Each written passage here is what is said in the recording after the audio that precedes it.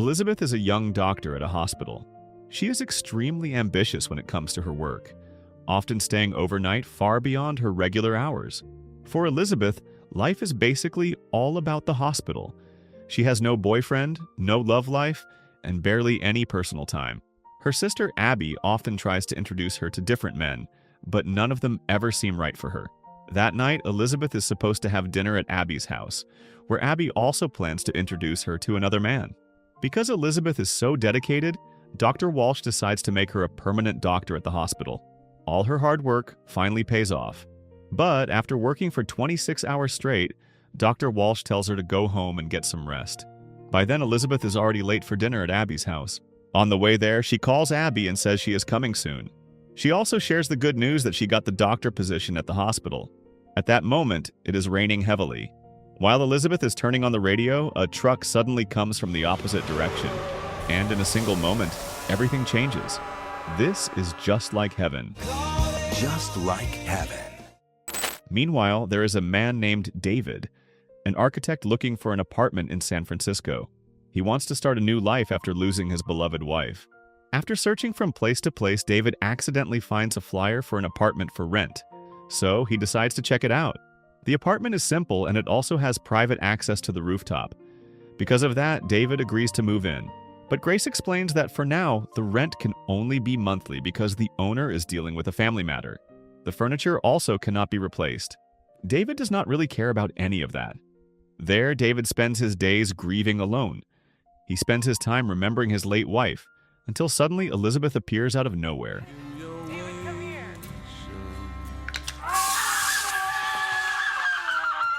It turns out this is Elizabeth's apartment.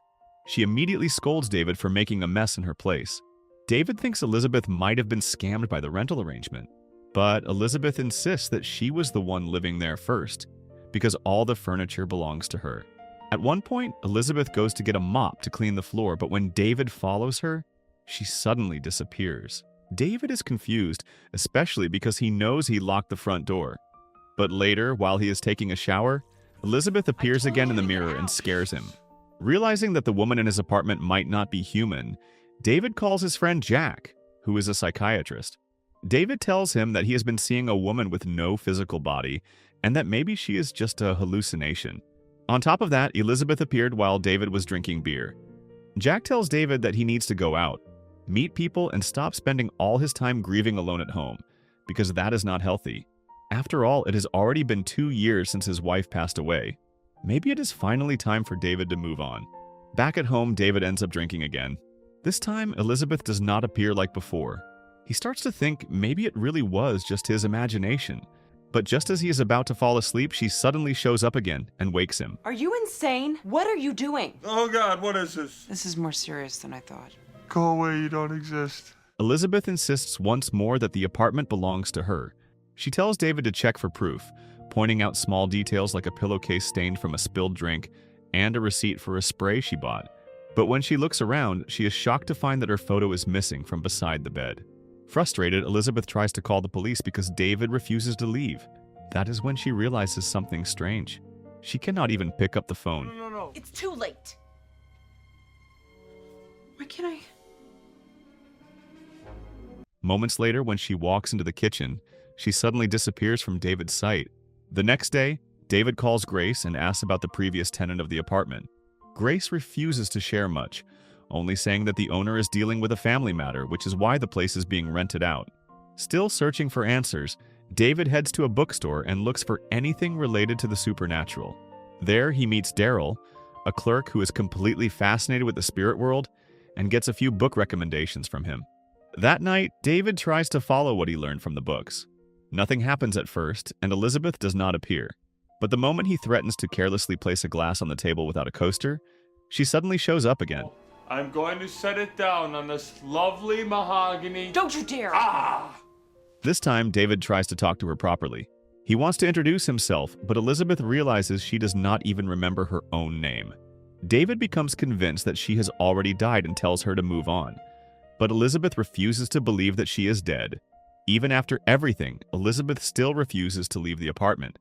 David decides to ignore her and just live his life.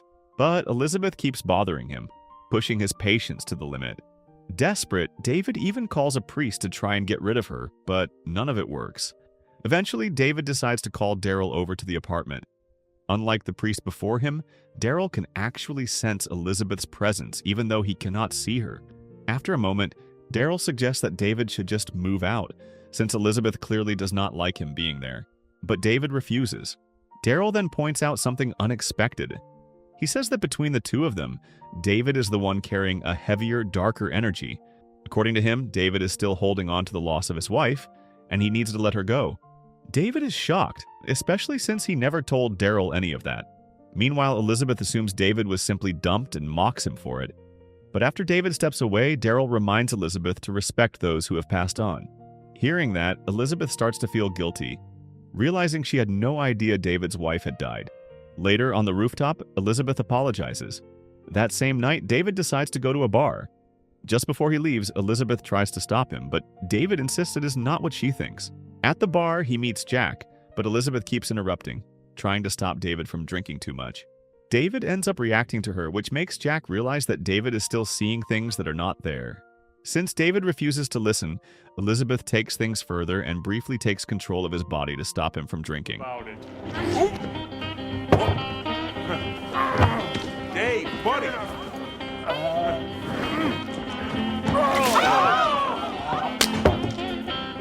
After causing a scene, David leaves the bar, with Elizabeth still following him. At this point, Elizabeth becomes confused and worried. She cannot understand why only David can see her. She starts to question whether she might actually be dead. The worst part is, she cannot remember anything about her past, not even who she is. With no other choice, Elizabeth asks David for help. Reluctantly, he agrees, hoping that once they figure things out, she will finally leave his life. They start by asking around the apartment, but no one recognizes her. At one point, David even gets flirted with by a neighbor who invites him inside, clearly interested in him. Still, he turns her down. David begins to think that Elizabeth might have been someone who rarely left the apartment, a complete loner. In reality, she was just too busy with her work at the hospital. While searching through the kitchen for a bottle opener, David finds a few items in a drawer. There is a receipt from a tailor, a matchbook from a restaurant, and an address that might serve as a clue. They follow the lead, but it does not get them anywhere since Elizabeth was not a regular there. After that, they head to a house linked to the address they found, hoping it might finally lead them to the truth. At the house, they meet a man who completely misunderstands the situation. When David asks about Elizabeth's description, the man assumes David was hired by his wife, and that the description matches someone she has been secretly seeing. He even offers David money to keep quiet. Elizabeth is clearly offended by the idea, although for a moment she wonders if that could somehow be true. But it turns out they simply got the wrong address.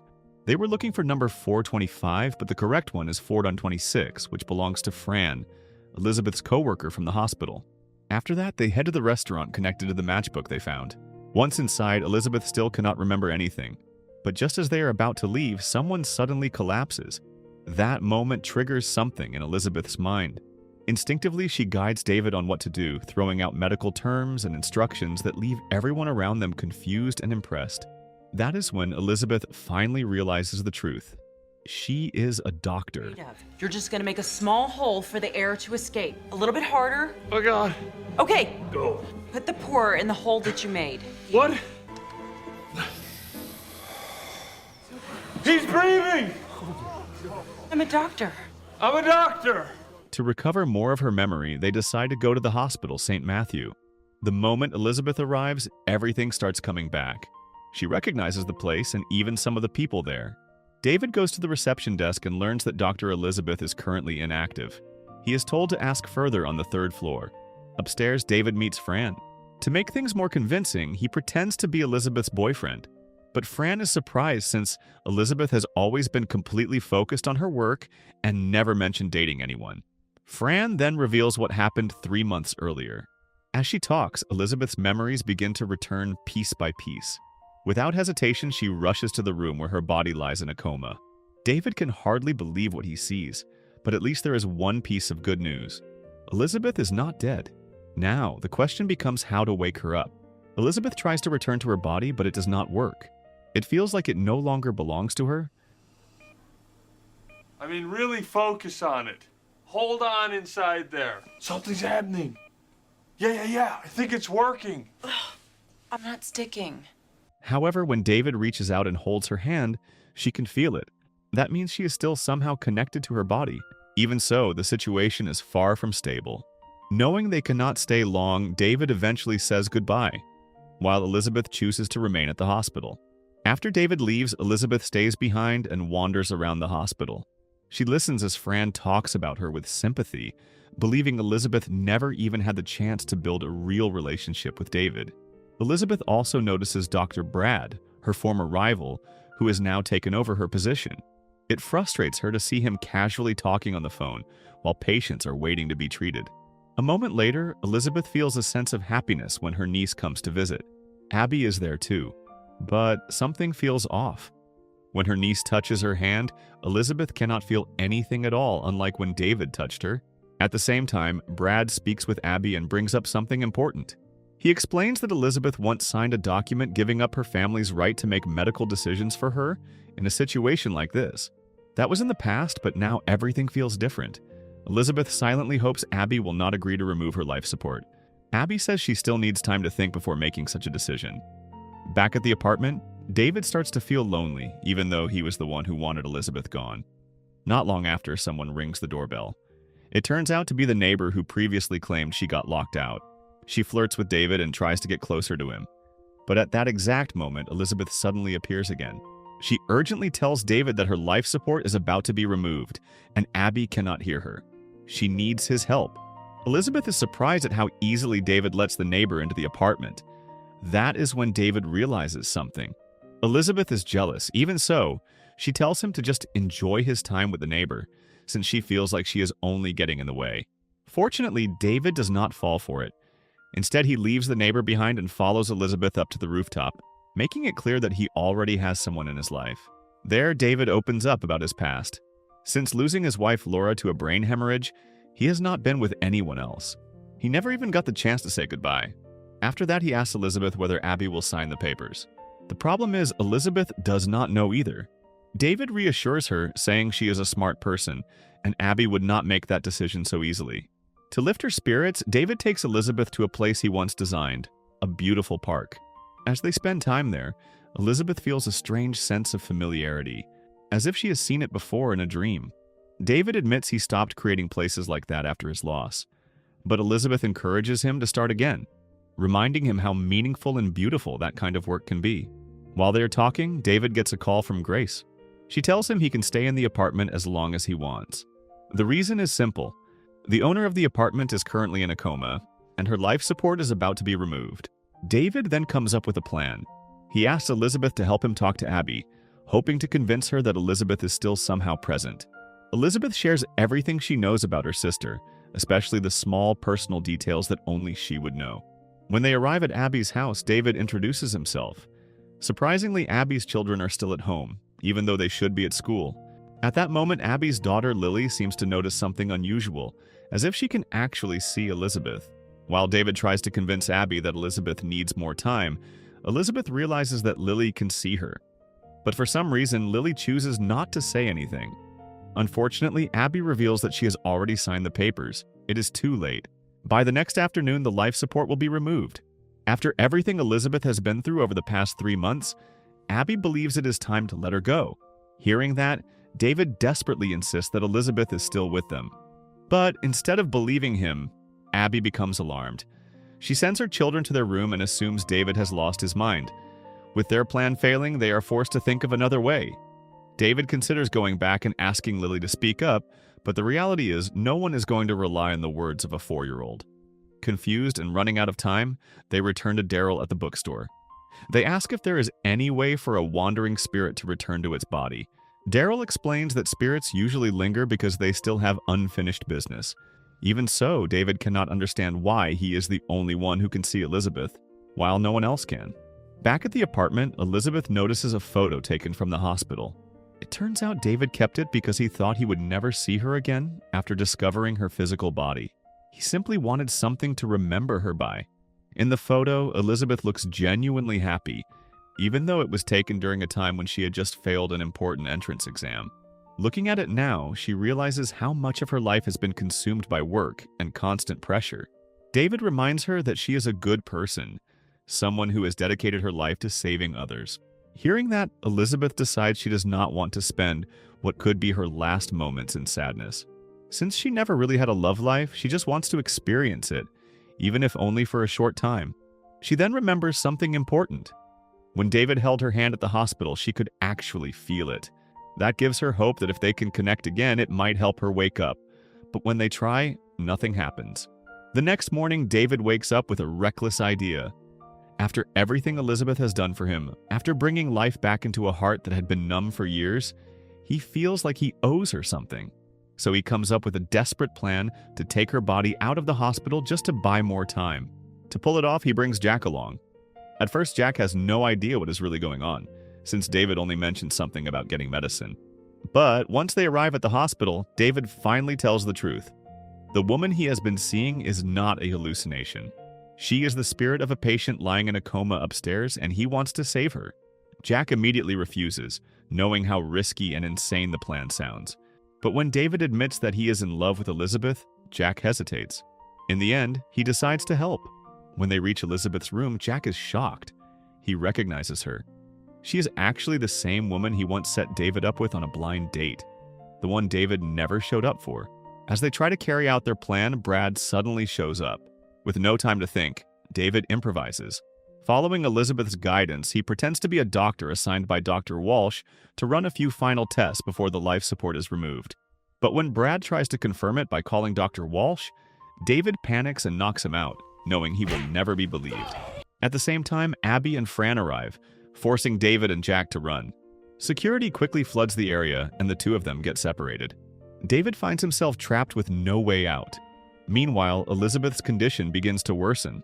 Her heartbeat starts to drop, and her presence slowly fades. Desperate, David tries to help, but security holds him back. Just as Elizabeth disappears completely, something unexpected happens. Her heartbeat suddenly returns, and she finally wakes up from her coma. What's going on? That's not possible. Can you hear me? Can't believe we almost lived. It should have been a perfect moment, but instead there is one painful twist. Elizabeth does not recognize David at all. David tries to remind her, but there is nothing there. No memory. No connection. Heartbroken, he quietly walks away from the hospital. In the end, Elizabeth is gone from his life. All David has left are memories of the time he spent with her spirit. Since the apartment was only rented month to month and the real owner has now recovered, David eventually has to move out. Sometime later, Abby brings Elizabeth back to the apartment. But as she steps inside, something feels off, like a piece of her life is missing. She walks around trying to make sense of it before heading up to the rooftop.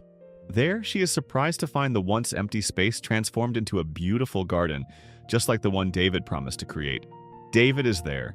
He apologizes for entering without permission, then says goodbye and returns the key. But the moment their hands touch, everything comes rushing back. All the memories return at once. And just like that, Elizabeth finally remembers him. So, the moral of the story is, if a ghost starts nagging you about coasters, don't ignore her. She might actually be your future girlfriend, and also technically still alive.